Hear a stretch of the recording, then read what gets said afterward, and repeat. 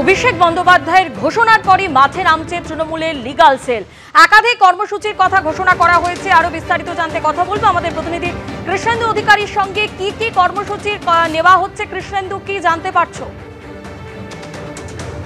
দেখো, তৃণমূল সূত্র থেকে জানা যাচ্ছে যে অভিষেক বন্দ্যোপাধ্যায়ের এই নির্দেশের পর বা বার্তার পর তৃণমূলের তরফ থেকে একাধিক কর্মসূচি নেওয়া হয়েছে আইনি সহায়তা দেওয়ার ক্ষেত্রে।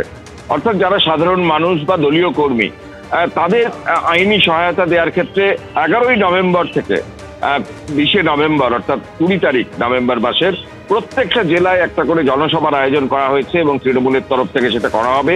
তার লিগাল সেল এটা করবে। এমনকি 11 তারিখ তার যেদিন শুরু হচ্ছে সেদিন বিকাল 3টের সময় ডরিনা ক্রসিং একটা সভা পর্যন্ত করা হবে তৃণমূল লিগাল সেলের তরফ থেকে। চন্দ্রিমা ভট্টাচার্য রাজ্যের অর্থমন্ত্রী তিনি উপস্থিত থাকবেন এবং পাশাপাশি যেটা জানা যাচ্ছে যে মূলত উত্তরবঙ্গ এবং পূর্ব মেদিনীপুর এলাকায় বিশেষ নজর দেওয়া হচ্ছে। পূর্ব মেদিনীপুর তুমি জানো যে রাজ্যের বিরোধী দলনেতা শুভেন্দু অধিকারীর খাস তালুক এবং সেই জায়গায় বিশেষ নজর দেওয়া হচ্ছে তৃণমূলের তরফ থেকে। এবং উত্তরবঙ্গ সেখানেও বিজেপির একটা দাপট রয়েছে অন্তত বিগত নির্বাচনগুলোতে। সেই উত্তরবঙ্গ এবং পূর্ব মেদিনীপুরে বিশেষ নজর দেওয়া হচ্ছে দলের তরফ থেকে, যেটা সূত্র মারফত জানা যাচ্ছে বা তৃণমূলের তরফ থেকে, যে বিজেপি যে এজেন্সির অপব্যবহার করছে তারা দাবি করছে তৃণমূল, তার বিরুদ্ধে দলীয় কর্মীদের যেমন সহায়তা দেওয়া হবে এবং পাশাপাশি এই যে এসআইআর এর আবহে যদি আইনি সহায়তা লাগে কোনো দলীয় কর্মী সেক্ষেত্রেও তাদের দেওয়া হবে এবং তৃণমূলের তরফ থেকে একাধিক কর্মসূচি এভাবে দেওয়া হয়েছে। ধন্যবাদ কৃষ্ণেন্দু। এসআইআর এর বিরোধিতায় আজ থেকে অনশনে মতুয়াদের একাংশ। ঠাকুরনগরে মতুয়া বাড়িতে অনশনে মতুয়া মহাসংঘের মমতা ঠাকুরপন্থীরা। ভোটাধিকারের দাবিতে আমরণ অনশন শুরু মতুয়াদের একাংশে। সরাসরি আমাদের প্রতিনিধি সমীরণ পাল আমাদের সঙ্গে রয়েছেন। সমীরণ, ইতিমধ্যেই মতুয়াদের একাংশ যারা আমরণ অনশন শুরু করেছেন ভোটাধিকারের দাবিতে, সেই অনশন ইতিমধ্যেই শুরু হয়ে গিয়েছে।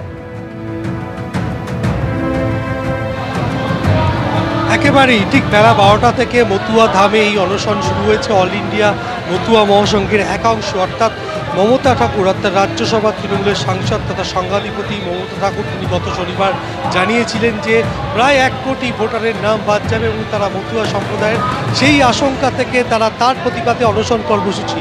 ক্যামেরাম্যান দীপ্ত তোমাকে দেখাচ্ছে যে এই অনশন মঞ্চ এবং কিছুক্ষণ আগে হরিচাঁদ মন্দির গুরুচাঁদ মন্দিরে পুজো দিয়ে বড়মা বীণাপাণি দেবীর সমাধিস্থলে শ্রদ্ধার্ঘ্য নিবেদন করে, যেহেতু মমতা ঠাকুর তিনি এই মুহূর্তে রাজ্যের বাইরে রয়েছেন, তার সঙ্গে ভিডিও কলের মাধ্যমে কথা বলে এই অনশন পর্বের সূচনা করা হয়েছে এবং সেখানে পরিষ্কার বলা হয়েছে যে বাংলাদেশি ঘোষণা, বাংলাদেশি কাগজ দিয়ে নাগরিকত্ব নয়, 2024 সাল থেকে ভারতবর্ষে বসবাসকারী মতুয়াদের দেশভাগের বলি ছিন্নমূল উদ্বাস্তু মানুষ হিসাবে চিহ্নিত করতে হবে এবং যে এসআইআর চালু হয়েছে তাতে মমতা ঠাকুর আশঙ্কা প্রকাশ করেছেন যে 1 কোটি ভোটারের নাম বাদ যেতে পারে।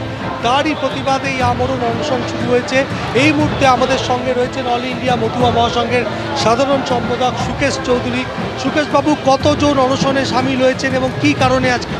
ইতিমধ্যে 21 জনের মতো অনশনে বসেছে, আরও অনশনকারীরা বাড়বে। আপনারা জানেন এসআইআর এর নাম করে ভারতে স্থায়ীভাবে বসবাসকারী মতুয়া সহ দেশভাগের বলি অসংখ্য মানুষের ভোট কাটার যে চক্রান্ত চলছে তারই প্রতিবাদে সাধু গোসাই পাগল এবং দলপতি নিয়ে অন্তত 20 জন মতুয়া সম্প্রদায়ের মানুষ তারাই আন্দোলনে বসেছেন।